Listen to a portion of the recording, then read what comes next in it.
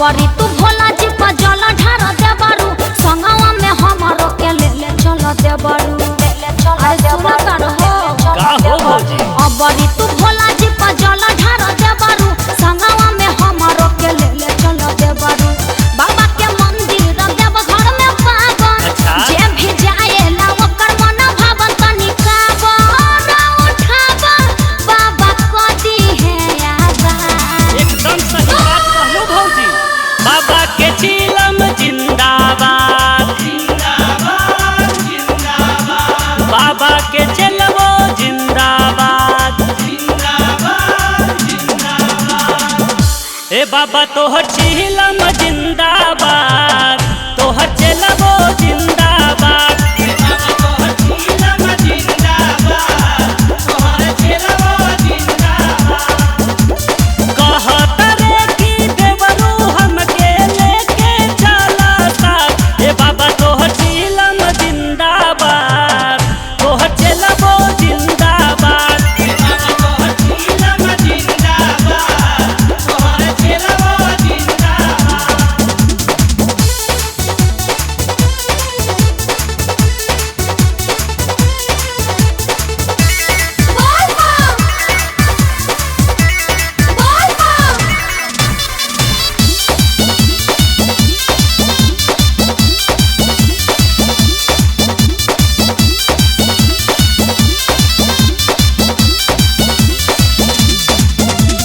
गेरुआ रंग के कपड़ा लिह नाम हो बाबा जी जिताई दी है मुखिया के चुनाव हो। देवा घर के रहिया से बनिया न जाने हो भूल जाई बरहिया हमारे अरे सब बाबा के आशीर्वाद बाजी। सुन ले पानी जिलेबिया पहाड़ बहुते मोर बाटे साथ नहीं छोड़ी हमारे भौजी।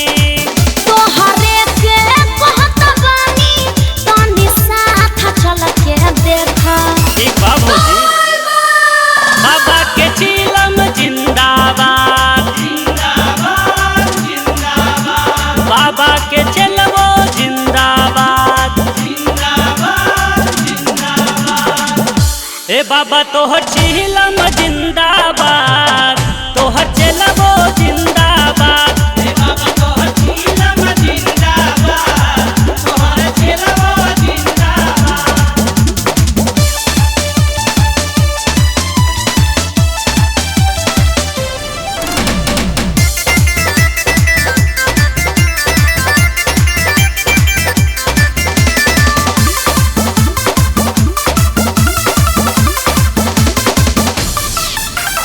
देख संगे जात बारे बाजी विकास हो संगे तू चल देवरू दीपक स्वराज हो। जानी नहीं बाबा बहू रहवा कैसे मनी है भौजी हो जाई कुछ अपराध भौजी। टेंशन मत ली देवर जी। सुन ले बानी सुइया पहाड़ के ऊंचाई बड़ी कैसे होई हमसे चढ़ाई भौजी।